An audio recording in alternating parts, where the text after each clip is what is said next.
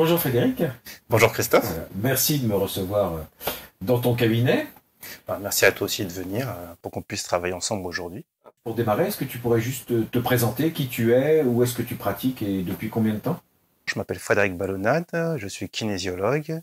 Je pratique au cabinet de Lagny-sur-Marne qui s'appelle les Centres du Haut-de-Lagny, au 16 rue Le Nout. Donc avant d'aller plus en détail sur comment, qu'est-ce qu'on peut faire avec les kinésiologies, comment ça fonctionne, etc., est-ce que tu pourrais en quelques mots nous dire d'où ça vient la kinésiologie en fait? Alors la kinésiologie vient de la chiropraxie. C'est un docteur à la fin du 19e siècle qui a réussi à mettre un lien entre muscle, énergie, mouvement et certains blocages.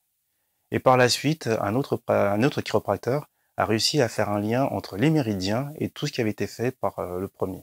Donc le premier c'est le docteur Palmer et le deuxième c'était le docteur John T qui a fait ça en 1970. Et par la suite, d'autres praticiens sont venus développer la kinésiologie pour avoir la kinésiologie qu'on connaît actuellement. Quels sont les domaines d'application de la kinésiologie alors? Alors en kinésiologie, on peut traiter tout ce qui va être de l'ordre du psycho-émotionnel, du physique et l'énergétique. Ce que j'appelais psycho-émotionnel, c'est tout ce qui va concerner burn-out, anxiété, tout ce qui va être énurésie, tout ce qui va être des problèmes de poids liés à des blocages mentaux ou émotionnels, tout ce qui va être aussi de l'ordre de l'apprentissage, les troubles de l'apprentissage, les 10, ça peut fonctionner. Tout ce qui va être de l'ordre pour le physique, ça va être des douleurs inexpliquées, ça va être des muscles qui vont être hyper tendus, et dans ces cas-là, il va falloir les détendre. Ça va être un problème de pression. Ça m'est arrivé d'avoir ça. Une personne qui avait un fort tonus musculaire à droite et à gauche très faible. Et tout le travail, ça a été de rééquilibrer, de faire en sorte que les muscles puissent lui permettre de travailler de la même façon. On peut travailler aussi sur tout ce qui va être hypersensibilité au niveau des pieds, au niveau du corps. Des fois, on peut être très chatouillé au niveau des pieds et il existe des choses en kinésiologie qui permettent justement de relâcher la pression au niveau des pieds, en fait la proprioception, faire en sorte que le frottement devienne plus agréable et faire en sorte du coup qu'on ait plus cette sensation de gêne. Et au niveau énergétique, ça va être tout ce qui va être relancer l'énergie au niveau du corps, travailler sur les méridiens, les points d'acupressure, faire en sorte que la personne puisse dormir mieux, et qu'il y ait moins d'insomnie, qu'il y ait moins de fatigue, toutes ces choses-là. Comment ça fonctionne? Le C'est secret de la kinésiologie, c'est que ça prend en compte la personne dans sa globalité. En fait, nous avons tous une histoire, de notre enfance jusqu'à la personne que nous sommes, voire même de beaucoup plus loin que ça. Et en fonction de ce qu'on a vécu, des fois, il y a des blocages qui sont endormis et qui peuvent se réveiller de différentes façons. J'ai trébuché et puis j'ai perdu mon équilibre, je me suis fait mal et du coup j'ai une douleur qui apparaît, ou quelqu'un va me dire quelque chose et d'un seul coup je sais pas pourquoi mais ça me travaille énormément à l'intérieur et du coup ça transforme mon univers et il y a plein de choses qui vont plus. Ou ça peut être tout simplement aussi, je me lève un matin, je suis bloqué, je sais pas pourquoi, ou j'ai des idées noires, ou je vis très mal des expériences au boulot et j'arrive pas à sortir la tête de l'eau. C'est aussi divers et varié que ça. d'accord. Et donc, qu'est-ce que fait la kinésiologie? Ou alors, en gros, qu'est-ce que fait un kinésiologue ou comment se déroule une séance, quoi? En quoi elle agit et en quoi elle améliore la situation du patient alors? Je vais essayer de répondre à toutes tes questions le plus simplement. Qu'est-ce que fait la kinésiologie? La kinésiologie permet de remettre un corps en mouvement, permet de refaire circuler l'énergie à l'intérieur du corps. Ça permet également aussi de reconnecter avec soi, tout simplement parce que des fois on a tendance à oublier on a tendance à oublier certaines choses, certaines parties de notre histoire qu'on peut estimer trop douloureuses. Et avec les techniques de kinésiologie, on permet de travailler en douceur et permettre à la personne d'intégrer ce qui a besoin d'être intégré et de laisser partir ce qui a besoin de laisser partir. En kinésiologie, on n'a pas besoin de connaître toute l'histoire de la personne. On a juste besoin que la personne nous expose quel est son problème et à partir de là, on va utiliser le corps pour justement faire ressortir seulement ce qui a besoin pour libérer la personne et qu'elle puisse avoir un mieux-être dans sa vie. Après la kinésiologie, ce qu'il faut comprendre quand je parle de globalité, c'est qu'on va travailler, on va chercher à travailler dans tous les univers de la personne, que ça soit au niveau de ses pensées, que ça soit au niveau de son émotion, que ça soit au niveau de ses ressentis corporels, que ça soit au niveau aussi de son niveau d'énergie, fatigue ou hypertonus. On va même pouvoir aussi agir au niveau de l'aura, en sachant que des fois, certaines problématiques qu'on va avoir ne se trouvent pas à l'extérieur de nous, mais se trouvent à l'intérieur de nous. Et comment on fait justement pour accéder à tout ça? On va utiliser une technique de base en kinésiologie qui est le test musculaire. Le test musculaire, c'est... je pourrais prendre ton bras, te le montrer. Ton bras, tu vas le maintenir dans cette position. Et à un moment, quand je vais discuter avec toi, il va commencer à baisser. Par exemple, je vais dire tu t'appelles Frédéric. Et là, ton bras, il baisse. Par contre, si tu t'appelles Christophe, là, ton bras résiste. En fait, c'est tous ces petits changements qui nous amènent à avoir des petites réflexions pour dire bah non, c'est pas ça, ou non, je suis pas d'accord, ou non, j'ai pas envie, qui va créer des petites dépressions au niveau du muscle. Et à partir de là, ça nous permet de travailler dans l'univers de la personne en douceur pour savoir dans quelle direction aller pour trouver le nœud du problème. Comme si le corps exprimait la cohérence avec ce que la personne évoque. C'est exactement Quelque ça. chose comme ça. Si je dis quelque chose qui n'est pas vraiment vrai, c'est pas forcément un mensonge dans le sens moral du terme, mais si je dis quelque chose dans lequel je suis pas vraiment sûr de moi ou qui est pas vraiment vrai au fond de moi, le corps pourrait me dire non, je suis pas totalement sûr de ça, donc il va être plus faible que si je suis complètement en cohérence avec ce que je dis, là il sera plus tonique. C'est un peu caricatural ou c'est un peu l'idée? C'est l'idée. C'est l'idée, c'est bien plus que ça, en même temps. Quand tu te sens en joie, que tu rigoles, que tu te sens heureux, tu as l'impression d'avoir la pêche, d'avoir un tonus et que tu serais même capable de soulever des montagnes. Par contre, quand tu es triste, la première chose que tu as envie de faire, c'est de te replier sur toi. Le corps, c'est exactement la même chose.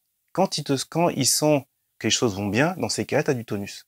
Quand par contre, il y a quelque chose qui va pas, dans ces cas-là, tu as moins d'énergie et ton énergie va se concentrer pour protéger ce qui est nécessaire à protéger. Le corps en lui-même, il est très binaire. C'est je vais bien, je vais pas bien. Oui, non. Quelquefois, tu as des peut-être, mais les peut-être pour nous, ça veut dire qu'il faut pousser un peu plus loin. Mais sinon, c'est très oui, très non. C'est pas comme le mental où tu peux te raconter une histoire, penser que t'es une autre personne que celle que tu es. Et c'est ça qui est intéressant justement, c'est qu'en prenant en compte tous ces paramètres-là, on peut arriver justement à naviguer dans l'histoire de la personne. Et le corps, lui, est juste là pour nous dire je suis d'accord avec ce que la personne, la personne qui veut me voir a dit. Ou tout compte fait, non. Ou oui, mais derrière, il y a autre chose. Et l'avantage, c'est qu'avec toutes ces informations-là, on peut vraiment travailler en douceur avec la personne, savoir s'il faut aller un peu plus vite, s'il faut aller un peu plus doucement, s'il faut laisser parler la personne, ou si plutôt il faut l'orienter dans une direction, ou s'il faut lui dire des mots qui vont pouvoir faire un lien à l'intérieur d'elle pour que l'émotion qui a besoin d'être libérée, ou que le blocage qui a besoin d'être libéré, puisse ressortir. D'accord.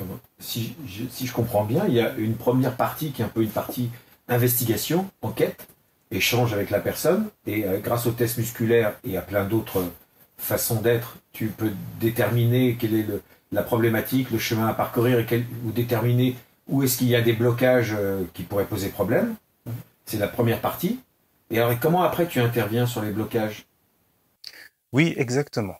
Il y a à la fois, comme tu dis, le côté jeu de piste où je vais chercher les informations, et à un moment ou à un autre, quand le corps me dit OK, c'est bon, on peut passer à la deuxième phase, qui est pour nous une phase de correction, là je vais chercher la correction qui va être la plus adaptée. Ça peut être utiliser des points d'acupressure. Les points l'acupressure, pour ceux qui connaissent pas, c'est de l'acupuncture avec les doigts. Un acupuncteur va mettre des aiguilles. Moi, en tant qu'acupresseur, je vais utiliser mes pouces ou mes doigts. Okay. Je peux travailler sur la visualisation, sur des pensées positives. Je peux travailler sur des phrases qui vont s'entrechoquer. Je peux travailler sur des objectifs positifs à atteindre. Je peux travailler sur les méridiens directement. Je peux travailler sur les muscles, à savoir le tonus des muscles, parce que des fois, en fait, ce qui peut se passer, c'est que quand on a un problème émotionnel ou autre, on va avoir un muscle qui va lâcher. Et donc, du coup, toute la correction que je vais faire, ça va être de faire en sorte que, quel que soit ce que je vais dire ou quel que soit ce que je vais faire, le muscle retrouve son tonus normal. Ou je peux travailler sur des muscles qui sont hypertoniques et dans ces cas-là, je vais faire en sorte de les relâcher. Et ça, c'est très bon pour les sportifs qui travaillent beaucoup, même pour les non-sportifs aussi, parce qu'à des fois, il y a des personnes qui sont très tendues et le simple fait de travailler sur le relâchement du muscle permet justement de libérer tout le squelette et toute la chaîne des muscles qui sont associés à ce muscle-là. Donc, ce que j'entends aussi dans ton discours, c'est que c'est pas uniquement une intervention d'acupressure, enfin en tout cas une intervention physique, il y a aussi un vrai échange. Tu peux même parfois lui suggérer des choses, enfin quand tu me dis lui faire changer un peu la façon dont elle voit les choses, ça peut se faire aussi juste dans un échange. Alors, tu vois ce que je veux dire. Oui. Ok, on peut pas parler, même si j'utilisais le mot suggestion tout à l'heure, on peut pas parler vraiment de suggestion. Parce que c'est le corps qui me permet d'avoir le feedback pour savoir ce qu'il est bon que la personne entende ou pas. Donc quelque part, c'est comme si j'étais le traducteur de ce que le corps a besoin, donc quelque part comme s'il était le traducteur de l'inconscient de la personne pour qu'elle puisse savoir ce qu'elle a besoin pour aller mieux. Donc, ah oui, c'est intéressant. Ça veut dire que tu exprimes, parce que j'ai déjà fait quelques séances de kinésiologie, et c'est vrai que j'ai remarqué que tu parlais pendant une séance, Ouais. et tu évoquais des choses, et on sentait parfois que tu évoques des choses pour voir comment on réagit, comment le patient réagit à ce que tu dis. Donc en fait, tu traduis ce que tu ressens en fonction de ce que le corps exprime, tu le traduis oralement pour que la personne puisse entendre ce que toi tu perçois dans ce qui émane d'elle. Et éventuellement, ça peut faire tilt chez elle et ça peut lui faire prendre conscience de quelque chose et faire bouger les choses. C'est exactement ça. Et pour répondre à ta question de ce que je ressens et perçois, je vais la regarder et je vais voir sa position, comment elle positionne. Je vais entendre sa voix, l'intonation de sa voix. Je vais regarder aussi, quand je vais dire quelque chose à la personne, si ça crée des mouvements chez elle. Quel type de mouvement? Ça peut être des mouvements sur le visage, comme ça peut être des mouvements sur le corps. Et il y a encore d'autres choses que je pourrais parler, mais bon, on va pas trop s'étaler. Et c'est tout ça qui va me permettre de pouvoir savoir quoi dire et quoi faire.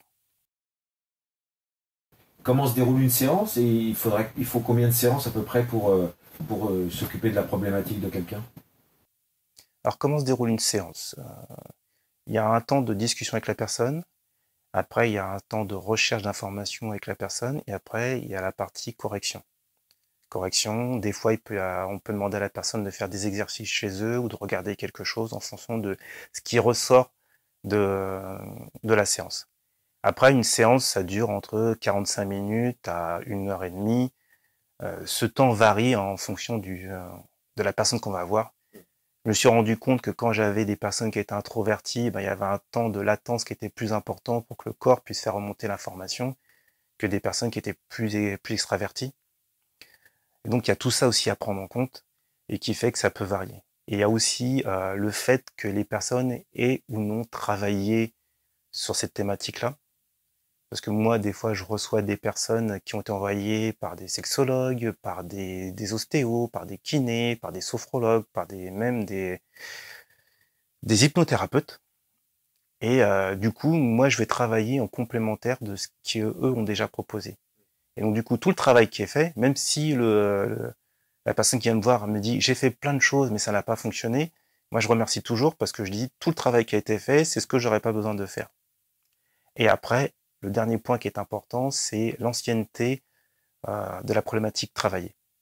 Plus c'est récent et plus c'est facile à enlever. Plus c'est ancien et plus ça peut demander du temps.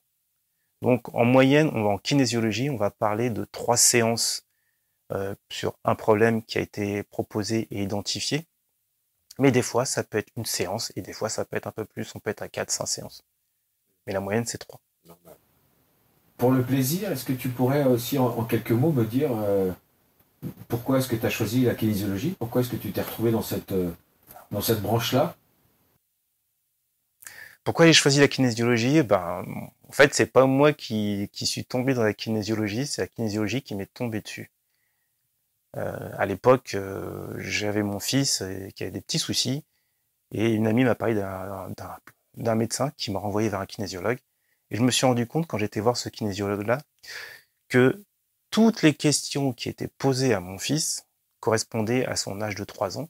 Lui, aucun souvenir. Mais par contre, moi, qu'est-ce que ça remuait à l'intérieur? J'avais toutes les réponses.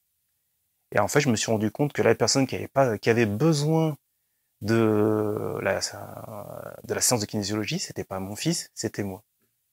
Donc du coup, j'ai fait quelques séances avec cette femme, justement, qui était enseignante à l'ECMA, et un jour, elle m'a proposé d'aller dans son école. Et quand je suis allé à l'école, j'ai vu les enseignants qui étaient présents, j'ai fait « Ok, c'est ce que je veux faire ».